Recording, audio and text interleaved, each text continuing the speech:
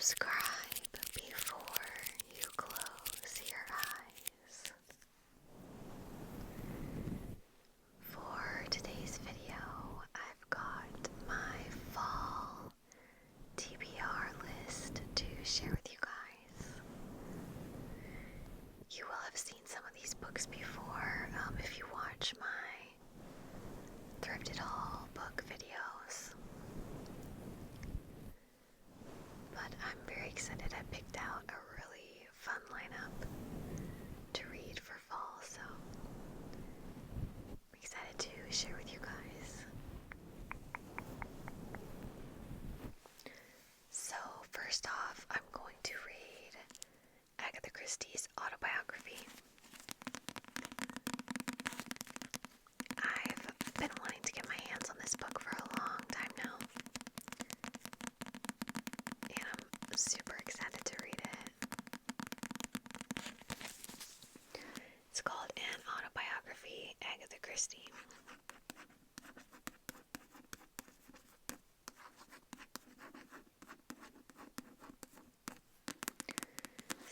Pages of photographs.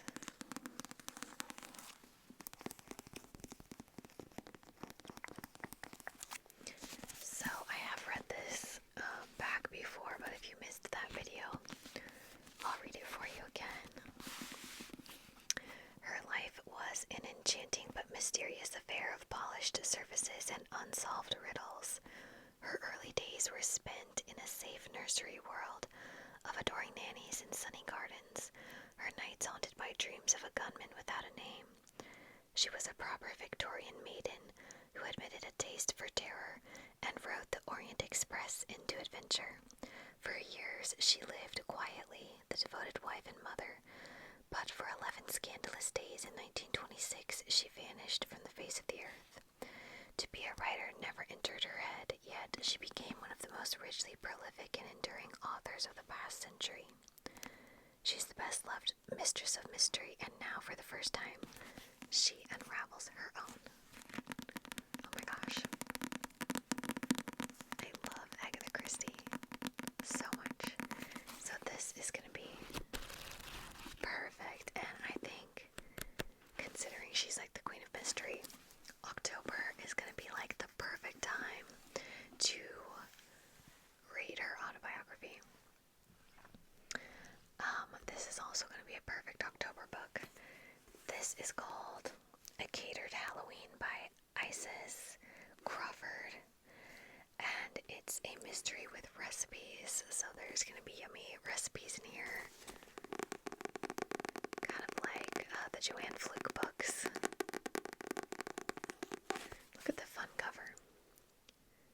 It's like cupcakes, Halloween cupcakes, and bat cookies on a stick, and ghost cookies. It just looks really cute.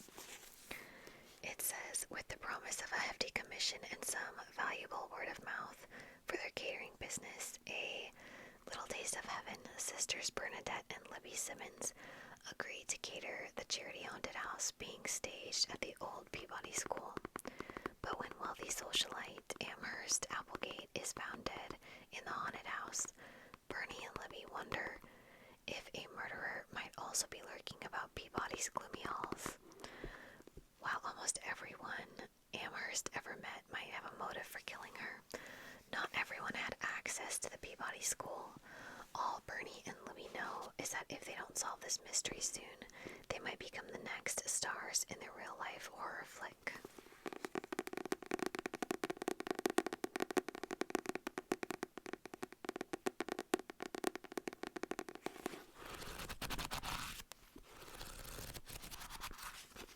Definitely excited for that one. I've been saving that for a long time now to read close to Halloween. And then this one with this cat is like giving Halloween vibes to me. Rita Mae Brown and Sneaky Pie Brown are the authors. And it's called The Perfect Murder, a Mrs. Murphy mystery. It takes a cat to write the perfect mystery. So it says, it's autumn in Crozet, Virginia. A time for golden days, crisp nights, and murder. Mrs. Carla Paulson is one of the diamond-encrusted come-here set who has descended on Crozet with plenty of wealth and no feeling for country ways.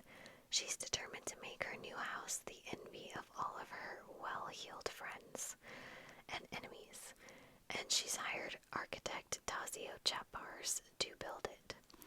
From the start, the project and Mrs. Paulson are a major headache for all involved, but no one could foresee that it would end with Mrs. Paulson stabbed to death at a gala fundraiser with Harry's friend Tazio standing over her, holding the knife.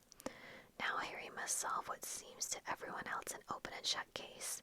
Her four-legged partners, sleuthing cats Mrs. Murphy and Pewter, and Corgi T. Tucker, see it Harry's way, but will they have to choose between catching the perfect killer and saving Harry?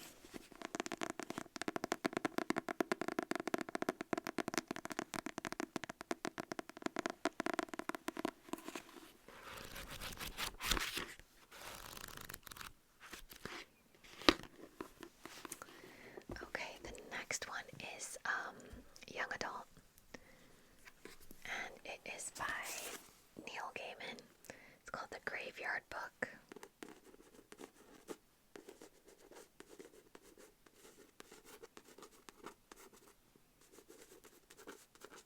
It's got illustrations by Dave McKean. What is this? A Newbery Medal Award winner. Okay, it says, it takes a graveyard to raise a child. Nobody Owens, known as Bod, is a normal boy. He would be completely normal if he didn't live in a graveyard, being raised by ghosts with a guardian who belongs to neither the world of the living nor the dead. There are adventures in the graveyard for a boy. An ancient indigo man, a gateway to the abandoned city of ghouls, the strange and terrible Sleer. But if Bod leaves the graveyard, he will be in danger from the man Jack, who has already killed Bod's family. It sounds so good. I love a lot of books by this author, so sure I will love this. I intended to read this. It was either last year or the year before, I think, and I never got to it, so it's back on the list. My fall TBR is like my most, I don't know, important list that I make for books. It's like the one that I'm just really like super excited about every year. I save books that I know are going to be perfect cozy fall reads.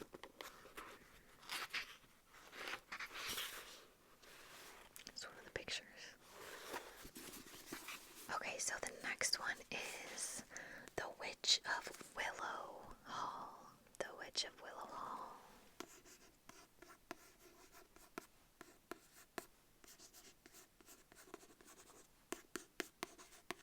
Of course, anything with witches, to me, is giving fall. It says 2 centuries after the Salem witch trials, there's still one witch left in Massachusetts, but she doesn't even know it. This is by Hester Fox, which, can I just say, is a very witchy name. Hester Fox. I love it. It's got really cool, like, raw cut edges on the pages. Okay. Take this as a warning. If you are not able or willing to control yourself, it will not only be you who suffers the consequences, but those around you as well. New Oldbury, 1821, in the wake of a scandal. The Montrose family and their 3 daughters, Catherine, Lydia, and Emmeline, flee Boston for their new country home, Willow Hall. The estate seems sleepy and idyllic, but a subtle menace creeps into the atmosphere, a remnant of a dark history that calls to Lydia, and to the youngest, Emmeline. All 3 daughters will be irrevocably changed by what follows, but none more than Lydia, who must draw on a power she never knew she possessed if she wants to protect those she loves, for Willow Hall's secrets will rise in the end. Oh my gosh.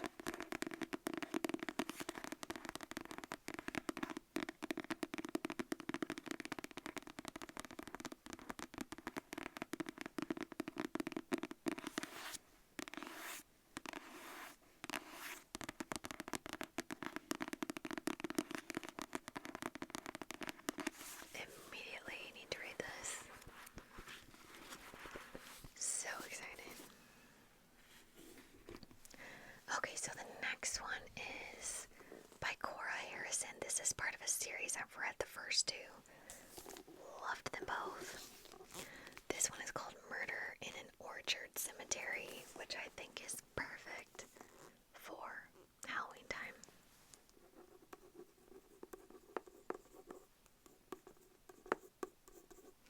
So these are set in 1920s Ireland. All of the IRA conflict is happening at this time period, and the Reverend Mother of a Catholic school and I don't know, group of nuns basically are helping the police kind of solve some of these murders and things that are happening in Cork, Ireland at this time. But let's see, it says 1920s Cork, Ireland. The Reverend Mother regrets the bishop's decision to invite the 5 candidates for the position of alderman of the city council to join them for their annual retreat. Constantly accosted by ambitious would-be politicians hoping to secure the bishop's backing, she's finding the week-long sojourn at the convent of the Sisters of Charity anything but peaceful. What she doesn't expect to encounter is sudden violent death. When a body is discovered in the convent's apple orchard cemetery, blown to pieces by a makeshift bomb, it is assumed the IRA is responsible. But the killer lies closer to home. Was one of the candidates so desperate to win the election they turned to murder? Does someone have a hidden agenda? Once again, the Reverend Mother must call on her unrivaled investigative skills to unearth the shocking truth. Love this whole series. I think there's 11 books. The latest one just came out last year, I think.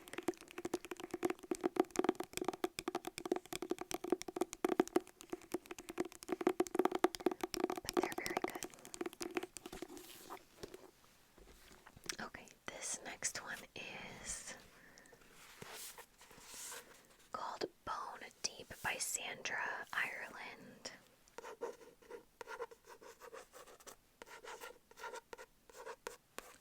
Bone Deep. It's got this really creepy, mill in the background. It's giving Hocus Pocus vibes with that creepy mill. It is a book club favorites book. And it says, is a story ever just a story? Mac, a retired academic and writer, is working on a new collection of folk tales inspired by local legends. And at the insistence of her only child, Arthur, she hires a young assistant, Lucy, to live in a cottage on her property and help her transcribe them. What Arthur doesn't know is that his mother is determined to keep the secrets of her past from ever being discovered. And what Mac doesn't know is that Lucy has a few complicated secrets of her own. The creaking presence nearby of an ancient watermill, which used to grind wheat into flour, serves as an eerie counterpoint for these two women as they circle warily around each other. Haunted by the local legend of 2 long-dead sisters, ready to point accusing fingers from the pages of history. This atmospheric page-turner evocatively gives voice to the question, what happens when you fall in love with the wrong person? Ooh. Very creepy.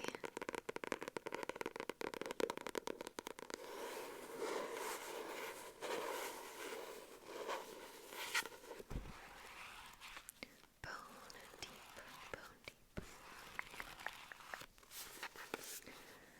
Okay, I've got 2 more. I've got one more murder mystery by P.D. James. This is called A Mind to Murder. It's an Adam Daglish mystery, which is a series by this author. A Mind to Murder.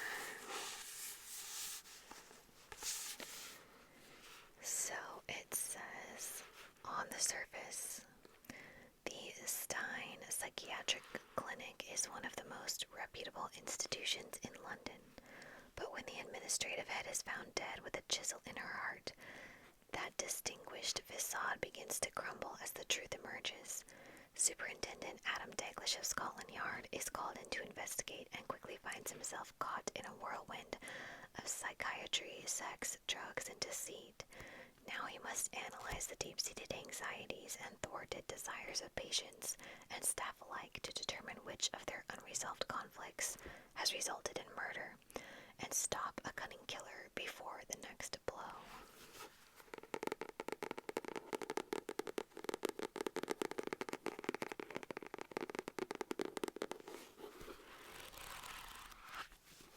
I love almost every book I've read by P.D. James, so that one should be good. And then the last one is a history book. This is by Rick Atkinson, winner of the Pulitzer Prize. This is called The British Are Coming. The War for America, Lexington to Princeton, 1775 to 1777. This is volume 1 of the Revolution trilogy. It's got the George Washington Prize Medal. And if you guys have been watching my channel for a while, you know I love history, and my favorite historical time period is colonial America, specifically around the time of the American Revolution, which this is all about, so I'm very excited to read this. I'll read you the back. It says, Rick Atkinson, author of the Pulitzer Prize winning An Army at Dawn and 2 other superb books about World War II, has long been admired for his unparalleled ability to write deeply researched, stunningly vivid narrative history. Now he turns his attention to a new war, and in the extraordinary first volume of the Revolution trilogy, he tells the story of the first 21 months of America's violent effort to forge a new nation. From the battles at Lexington and Concord in spring 1775 to those at Trenton and Princeton in winter of 1776 through 77, American militiamen and then the ragged Continental Army take on the world's most formidable fighting force and struggle to avoid annihilation. It is a gripping saga alive with astonishing characters. Henry Knox, the former bookseller with an uncanny understanding of artillery. Nathaniel Greene, the blue-eyed bumpkin who becomes one of America's great battle captains. Benjamin Franklin, the self-made man who proves himself the nation's wiliest diplomat. George Washington, the commander-in-chief who learns the difficult art of leadership when the war seems all but lost. The story is also told from the British perspective. We see the fight through their eyes and down their gun barrels, which makes the mortal conflict between the redcoats and the rebels all the more compelling. Full of riveting details and untold stories, The British Are Coming gives stirring new life to the first act of our country's creation drama.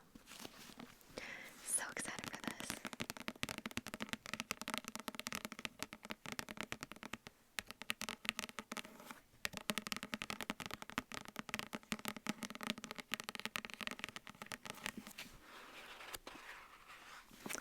Alright guys, well that was everything on my fall TBR. I will definitely be back with a winter TBR as soon as I'm done with these. But let me know if you saw anything in this stack that you would like to read for fall. I'd love to hear from you in the comments. If you did like this video, don't forget to leave